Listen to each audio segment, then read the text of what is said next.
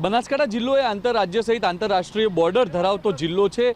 ત્યારે આંતરરાજ્ય એટલે કે રાજસ્થાનથી ગુજરાતને જોડતી બોર્ડર અમીરગઢ બોર્ડર એ અતિ સંવેદનશીલ બોર્ડર ગણાય છે। આ બોર્ડર પરથી અનેક વખત ગુનાહિત પ્રવૃત્તિઓ છે તે ઝડપાઈ ચૂકી છે। ત્યારે આગામી 31 ને લઈને કોઈ પણ ગુનાહિત પ્રવૃત્તિઓ ગુજરાતમાં ન પ્રવેશે તેને લઈ બનાસકાંઠા પોલીસ એલર્ટ બની છે। અત્યારે હું અમીરગઢ ચેકપોસ્ટ પર છું ને અહીંયાના સીધા દ્રશ્યો બતાવી રહ્યો છું કે જે પ્રકારે રાજસ્થાનમાંથી ગુજરાતમાં જે વાહનો પ્રવેશી રહ્યા છે તે તમામ વાહનો સહિત વાહન ચાલકોનું ચેકિંગ કરવામાં આવી રહ્યું છે। બ્રેથ એનાલાઇઝર ગન દ્વારા વાહન ચાલકો છે તે કોઈ નશાહિત પ્રવૃત્તિમાં તો નથી ને તેનું ચેકિંગ કરવામાં આવી રહ્યું છે। તો સાથે જ અહીંયા જે પોલીસ જવાનો છે તે પોલીસ જવાનો દ્વારા રાજસ્થાનમાંથી ગુજરાતમાં પ્રવેશતા તમામ વાહનોનું ઝીણવટતાપૂર્વક ચેકિંગ કરવામાં આવી રહ્યું છે। કોઈ પણ ગુનાહિત પ્રવૃત્તિ ગુજરાતમાં ન પ્રવેશે તેને લઈને અત્યારે બનાસકાંઠા પોલીસ છે તે ખૂબ જ એલર્ટ મોડમાં જોવા મળી રહી છે।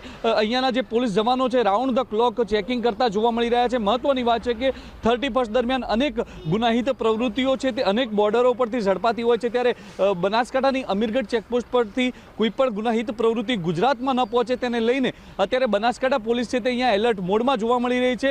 પોલીસ જવાનો છે તે દિવસ રાત રાઉન્ડ ધ ક્લોક અહીંયાથી રાજસ્થાનમાંથી ગુજરાતમાં પ્રવેશતા વાહનો છે તેની તપાસ કરી રહી છે। આપ દ્રશ્યોમાં જોઈ રહ્યા છો સામે જે રાજસ્થાન જે રાજ્ય છે ત્યાંથી જે વાહનો ગુજરાત તરફ પ્રવેશી રહ્યા છે ગુજરાતમાં પ્રવેશી રહ્યા છે તે તમામ વાહનોનું પોલીસ દ્વારા સઘન ચેકિંગ કરવામાં આવી રહ્યું છે।